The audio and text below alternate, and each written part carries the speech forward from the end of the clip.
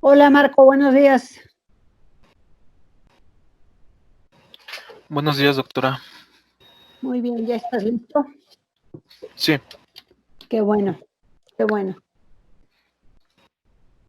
Hoy voy a mandar la última invitación a los estudiantes para que se nos conecten a la última presentación, que es el lunes, de avances de tesis, porque la última sesión sí hubo menos audiencia, se nos están aburriendo.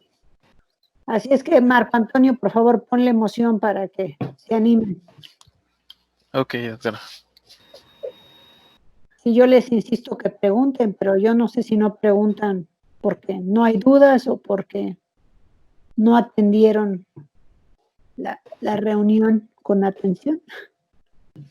Bueno, yo creo que vamos a iniciar, ¿no? La presentación de Marco Antonio Ramos Valencia. Bueno, él es estudiante de maestría, está en el sexto cuatrimestre, estudiante de Yasuhiro Matsumoto. Y pues, si estás listo, podemos empezar, Marco. Ok, doctora. Bueno, mi tesis tiene como título la evaluación del rendimiento del sistema fotovoltaico de 60 kilowatts en el Cinvestav. Mi nombre es Marco Antonio Ramos Valencia y soy asesor del doctor Yasuhiro Matsumoto. Como contenido de esta tesis se desglosará en los siguientes puntos: objetivos, introducción, monitoreo del sistema y análisis, resultados, conclusiones y trabajo a futuro. Como objetivos, el presente trabajo de la tesis se centrará en el análisis del rendimiento del sistema fotovoltaico y estudiar los diferentes factores que puedan ocasionar su disminución. Para ello se llevará el estudio de los principios de operación de una celda solar, conocer los principios de fabricación de un módulo fotovoltaico, el estudio de pérdida de energía debido a coeficiente de temperatura, el estudio de la pérdida de energía debido a sombra en el arreglo fotovoltaico, así como también el estudio de los diferentes tipos de instalaciones fotovoltaicas. Como objetivo adicional, se realizará un cálculo teórico de la pérdida de energía generada a través del tiempo. Como introducción, la demanda de energía se incrementa a nivel mundial, sin embargo, pues esto tiene inconveniencias al utilizar energías convencionales o fósiles, como puede ser el gas, carbón y el petróleo, siendo estos los causantes de emisiones de gas de efecto invernadero y calentamiento global. Por lo cual, una de las fuentes de energías renovables alternativas en las cuales se enfatiza esta tesis y que ha crecido de forma rápida es la energía solar fotovoltaica. Esta tecnología ha reducido sus costos y aumentado sus eficiencias de conversión, siendo su vida útil entre 20 a 25 años. Una celda solar es un dispositivo electrónico que convierte directamente la luz solar en electricidad. La luz que incide en la celda produce una corriente y un voltaje.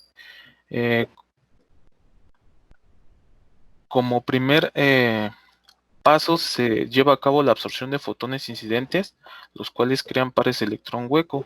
Estos pares serán generados en la celda solar siempre y cuando el fotón tenga la energía igual o mayor al ancho de banda prohibida, que para nuestro caso el silicio es de 1.2 electronvolts. Luego de que existe esa difusión de electrones de esos pares electrón hueco mediante el campo eléctrico generado en la unión PN, estos son separados espacialmente. Si el ánodo y el cátodo de la celda solar están conectados, perdón, los portadores inducidos fluyen a través del circuito externo para poder recombinarse.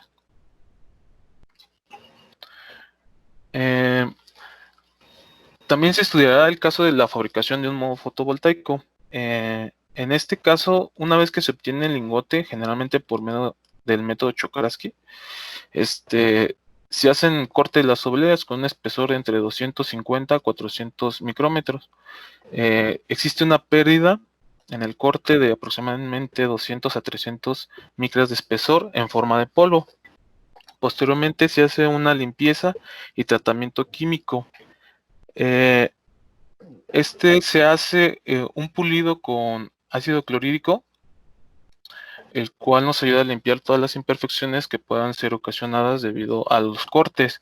Posteriormente se hace un decapado mediante la inversión de las obleas en hidróxido de sodio. Una vez que se hace la limpieza, se hace una texturización que básicamente es la creación de micropirámides para reducir la pérdida por reflexión entre el 10 y el 30%. Cabe destacar que esta oblea de silicio ya previamente fue dopada con boro, por lo cual ya se tiene un semiconductor tipo P. Para la formación de la unión PN se hace a través de difusión en hornos con temperaturas de 900 a 1000 grados con fósforo. Adicionalmente se añade oxicloruro de fósforo o pentaóxido de fósforo. Una vez que se hace el dopaje y la formación de la unión PN, se adiciona una capa antirreflejante. Esta capa antirreflejante generalmente es con nitruro de silicio, ya que gracias al efecto de los átomos de hidrógeno en el proceso del depósito, debido a la introducción de amoníaco y silano, por PSBD se reducen las impurezas y las interacciones con las dislocaciones propias del material debido al proceso de cristalización, y también se le conoce como pasivación de sustrato.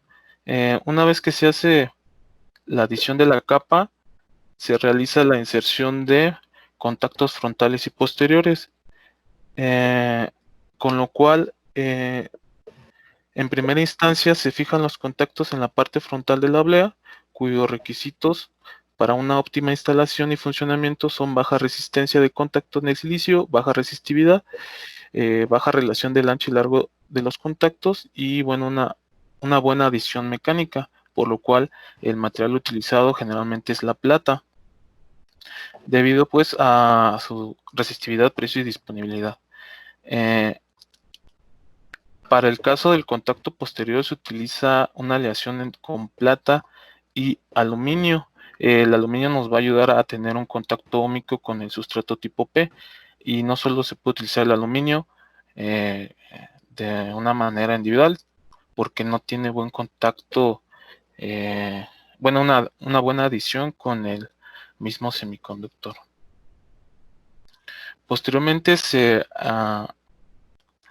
después de obtener una celda solar, se hacen las interconexiones entre ellas. Ánodo con cátodo, para así formar conexiones en serie. Una vez que se tienen estas conexiones de las celdas solares, se pone una capa de vidrio.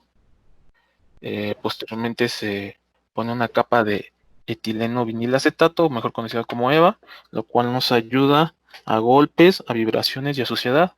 Posteriormente recubierto con una capa de telar que protege de la irradiación ultravioleta y sirve como aislante eléctrico. Después se hace un laminado, se ponen los marcos de aluminio, la caja de conexión y por último se tiene el módulo fotovoltaico listo para instalación. También se verifican los efectos de sombra que pueden tener, o se estudian los efectos de sombra que pueden tener una celda solar. La corriente eléctrica generada por una celda solar es directamente proporcional al área expuesta a la luz solar. En el siguiente ejemplo se muestra una celda de 156 milímetros cuadrados, la cual genera aproximadamente 8 amperes a una isolación máxima de 1 kilowatt por metro cuadrado. Aquí se muestra en la imagen 4 casos. El primero es la celda sin sombra generando la máxima corriente, y el último caso es la celda totalmente sombreada que pues no genera nada de corriente. Dentro de las dos columnas que se tienen son sombras parciales y sombras totales. En la primera columna la sombra es del 50%, pero en toda la celda, lo cual nos genera solamente la mitad de corriente, que es 4 amperes.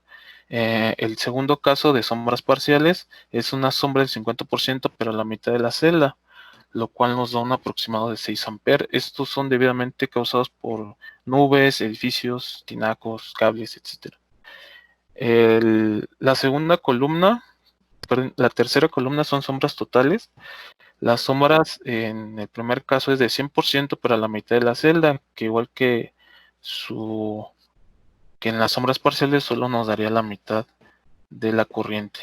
El segundo caso de sombras totales es una sombra del 100%, pero solo a un cuarto de la celda, lo cual nos daría un aproximado de 6 amperes, igual que el caso de al lado.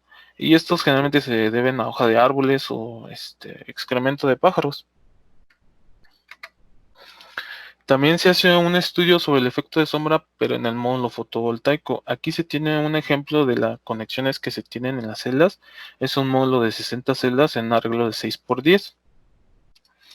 Este módulo está dividido en 3 secciones con conexiones de 20 celdas. El diodo bypass es muy importante debido a que este minimiza los efectos de sombreado. Si una celda totalmente sombreada, además de no generar electricidad, no permitirá que la corriente del resto de las celdas fluyan a través de ella, por lo que se comportará, como un circuito abierto y el panel entero dejará de funcionar. Entonces, en el lado derecho tenemos una imagen donde son 3 casos. Los primeros 3 casos es una sombra, pero en una sola sección. El primer caso es en una sola celda, el segundo es una columna y el tercero es en 2 celdas sombreadas. Por lo cual toda esa sección no nos estaría dando la potencia máxima del módulo, por lo cual se estaría entregando solamente 2/3 de la potencia del módulo total. En el cuarto caso son 2 celdas sombreadas, pero estas 2 celdas son pertenecientes a 2 secciones totalmente diferentes.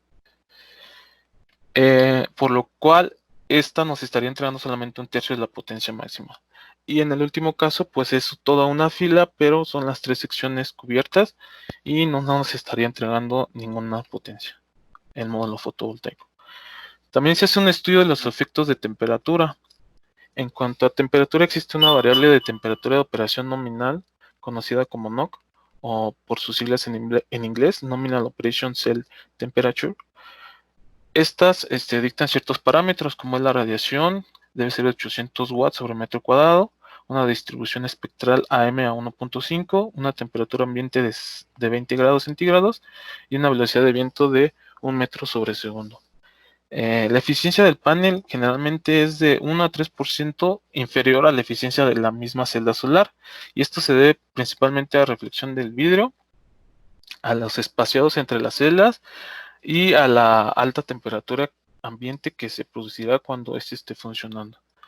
Un parámetro importante es el rendimiento de coeficiente de temperatura, que muestra cómo el panel seguirá los cambios conforme la temperatura varía. En nuestro caso, que se trabaja con celdas de silicio monocristalino, tiene aproximadamente un coeficiente de temperatura de menos 0.47 por grado centígrado, lo cual significa una pérdida porcentual de potencia por cada grado, por encima de los 25 grados centígrados. Por ejemplo, si un módulo fotovoltaico tiene 100 watts y alcanza una temperatura de 50 grados, la pérdida de potencia podría ser alrededor de 12%. Y el módulo estaría entregando una potencia de 88 watts pico. También se hace el estudio de los sistemas fotovoltaicos, de los tipos de sistemas. Básicamente son 2, que es el sistema fotovoltaico interconectado a la red y el sistema fotovoltaico autónomo. Aquí se tiene un diagrama unifilar de cómo son las conexiones en una casa habitación, donde se tiene el generador fotovoltaico o el módulo, su protección DC, su inversor DC a AC, sus protecciones también en AC, y bueno, aquí faltaría el medidor unidireccional y su conexión directa a las líneas de la red. Y como sistema fotovoltaico autónomo, sí tiene su generador fotovoltaico, su regulador de carga de baterías, y también tenemos su inversor DC a AC y su carga que se desea utilizar en la casa habitación. Existe un tercero, pero básicamente es la unión de estos dos, que es el sistema híbrido. Monitoreo y análisis del sistema fotovoltaico. De acuerdo al estándar de la Comisión Internacional Eléctrica, por sus siglas en inglés IEC, en su norma número 61724, nos describe las pautas para el monitoreo y análisis del rendimiento del sistema eléctrico fotovoltaico, los cuales en sus más importantes son la medición de irradiancia en kWh sobre metro cuadrado. Esto se hace mediante 3 piranómetros. Uno es propio del sistema fotovoltaico que ya venía, y 2 más se adicionaron, que son modelos MP3. Un segundo está instalado en el mismo plano del arreglo y el tercero está de manera horizontal. También se hacen mediciones de temperatura ambiente, así como mediciones de temperatura de módulo, mediciones de velocidad de viento con un anemómetro, mediciones de energía eléctrica en kWh, esto lo entregaría al inversor, y un sistema de adquisición de datos que el mismo propio sistema fotovoltaico cuenta con un sistema llamado Fronius y independiente para poder tener los datos correspondientes a los otros 2 piranómetros, se tiene un data logger modelo CR300. El Simestab cuenta con un arreglo fotovoltaico desde el 2012. Este tiene una potencia de 60 kilowatts y se encuentra en el 5º piso de la dirección general, con una ubicación de 19 grados 30 minutos 48 segundos norte y una longitud de 99 grados 7 minutos 57 segundos oeste. Este arreglo fotovoltaico consta de 240 módulos de la marca SolarTech, modelo S60MC, basados en silicio monocristalino, de 250 watts pico. El arreglo se encuentra a un ángulo de inclinación de 20 grados, que es la latitud de aquí de la Ciudad de México. Como se puede ver en la figura, se encuentra dividido en 5 secciones y cada sección cuenta con 48 módulos. Cada una de las secciones cuenta con un inversor de la marca Fronius, modelo IGP Plus 11.4.2. Tienen un total por cada sección de 5 inversores. Aquí muestro la imagen del inversor de la marca Fronius, el cual nos ayudará para el monitoreo, que debe ser preciso y que no solo nos ayudará a identificar el rendimiento del sistema o los problemas del mismo, sino también nos ayudará a resolverlos. El registro de datos o la unidad de adquisición de datos es un dispositivo de procesamiento electrónico analógico a digital con almacenamiento de datos. El sistema inversor Fronius integra todos estos datos monitoreados y los procesa cada 5 minutos automáticamente. El sistema CR300 para los 2 piranómetros monitorea y procesa los datos cada segundo. Ok, para analizar la información obtenida por estos 2 sistemas, pues existen muchos programas y herramientas. En este caso se ocupó la plataforma analítica o programa llamado Power Business Intelligence. Este es de la plataforma de Microsoft. Entre sus ventajas es una de las primeras herramientas capaz de explotar información de manera masiva y permite unir diferentes tipos de fuente de datos como lo son Excel, Facebook, Google Analytics, SQL Server, entre otras más. Este también nos va a ayudar a modelizar, analizar los datos para posteriormente presentarlos a través de informes. Y su consulta de informes debe ser de una manera muy visual e intuitiva. En esta imagen presento un reporte de las plataformas analíticas de inteligencia artificial y como se puede ver, Microsoft pues en 2019 se encuentra en primer lugar. Aquí me salta una parte en la cual se hace la normalización y homologación de los datos, debido a que el sistema Fronius pues nos entrega los datos de una forma muy en formato Excel, y el sistema CR300 nos entrega todos los datos en texto plano. Pero me salto toda esa parte y les muestro el diseño de un panel ya en el programa o en el software, en el cual pues se puede ver de manera intuitiva y dar un análisis ya de la información como tal. Esto pues nos puede ayudar bastante debido a que tiene entre sus características un análisis a profundidades. Por ejemplo, puede ser por año, por mes o inclusive de una manera diaria. Aquí se ve o se presenta entre el año 2017 al año 2020. Aquí se presenta otro panel con la temperatura ambiente y temperatura del módulo. Como se puede ver en las gráficas, se puede tener la mayor información concentrada sin tener que estarnos yendo al dato como tal. Solo se verifica que estén muy bien correlacionados con la información que ya se tiene descargada. Resultados. La radiancia solar, bueno, en promedio diaria detectada en el plano del arreglo, que es decir a 20 grados, a través del piranómetro CMP3 y con el apoyo del adquisitor de datos de modelos R300, la energía eléctrica promedio generada y el rendimiento promedio corresponde a lo siguiente. En la gráfica se puede ver el rendimiento de enero a diciembre de 2018 de enero de 2018 a diciembre de 2019, en el cual el promedio de los 2 años fue de 342.31 kWh, lo cual significa una radiancia solar de 5.71 kWh sobre metro cuadrado. Aquí no está mostrado individualmente cada año, pero en el 2018 se obtuvo una irradiancia de 335.81 kWh y en el 2019 de 348.86. En esta gráfica también se puede ver que la irradiancia solar alta detectada fue entre febrero y abril de cada uno de los años correspondientes, encontrando la más alta en marzo de aproximadamente 6.73 kW por metro cuadrado en hora pico, y la más baja fue en junio u octubre con aproximadamente 5.03 kWh sobre metro cuadrado.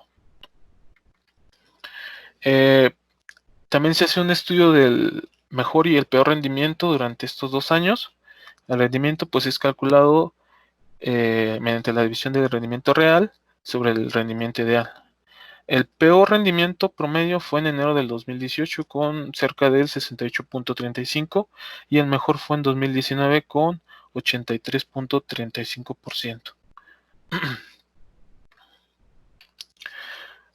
También se hace un estudio de las temperaturas detectadas en los módulos fotovoltaicos durante el día.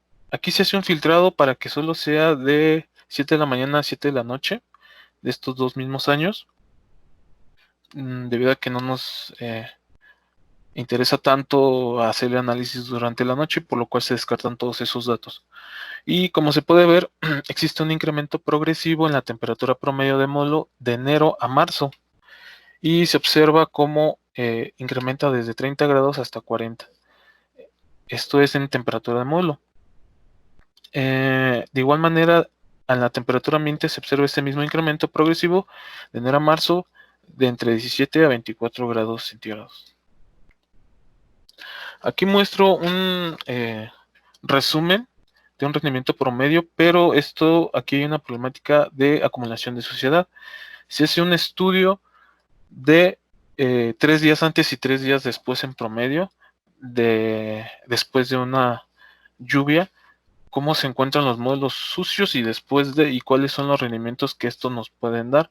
Como se puede ver, existen estos 4 casos por día, mes y año. En el año 2017, en el mes de marzo, el día 1 al 3, hay un rendimiento pobre del 65.9%.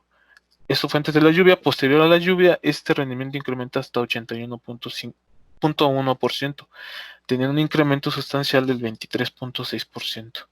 En el mes de abril del año 2018, del 7 al 10, existe ese mismo rendimiento pobre de 68.7%. Y del 11 al 14 se eleva hasta 82.4, teniendo un incremento del 20% aproximadamente. Para el año 2019 se hace el estudio en el mes de enero, del 9 al 11, mismo caso, 68.19% de rendimiento, y después de las lluvias, que fue del 18 al 20, se tiene un incremento del 75.24%.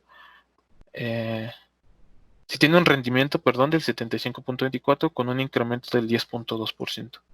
Asimismo, para enero del 2020, entre el 13 y 15, el rendimiento fue de pobre de 62.3.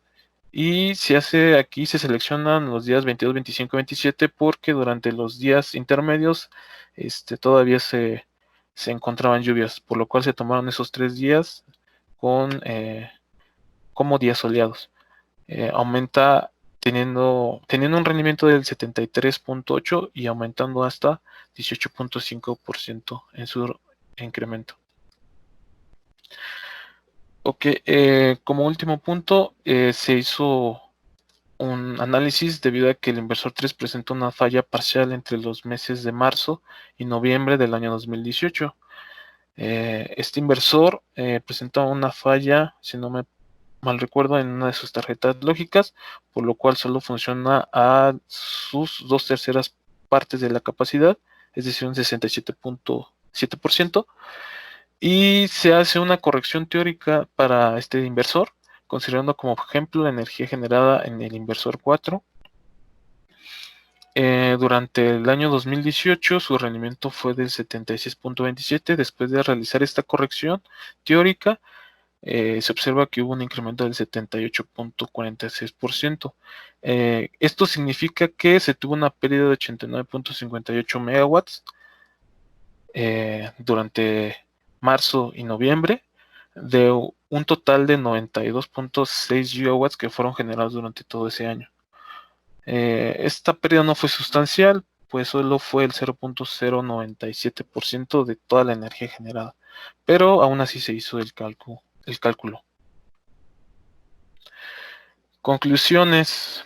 El bajo rendimiento del sistema fotovoltaico conectado a la red fue evaluado y monitoreado durante varios días en marzo, en abril, marzo del 2017, abril del 2018, enero del 2019 y enero del 2020 para verificar los efectos de los módulos fotovoltaicos sucios. De los valores de rendimiento promedio resultante, la acumulación de polvo causó una pérdida del 23.6%, 20%, 10.2% y 18.5% para cada año correspondiente. El sistema fotovoltaico se evaluó continuamente desde enero de 2018 hasta diciembre de 2019, donde se analizaron e interpretaron variaciones de estaciones de la energía producida. A pesar de que la falla parcial en el inversor 3, el sistema funcionó con un buen rendimiento del 76.94% durante estos 2 años. También el mejor rendimiento que se pudo analizar correspondió al mes de julio del 2019 con 83.35% y 81.93% en junio del 2018. Y el peor fue en diciembre del 2019 con 69.90% y 68.35% también de enero del 2018. Todos estos bajos rendimientos pues fueron debidos a precisamente la sociedad que se estuvo evaluando.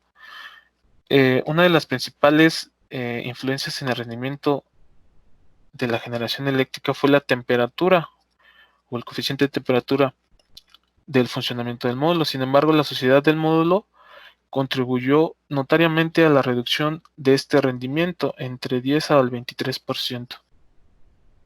La energía total producida durante estos 2 años fue de 190 kilowatts, con un rendimiento promedio de estos 2 años 78.07% durante estos 2 años. Trabajo futuro.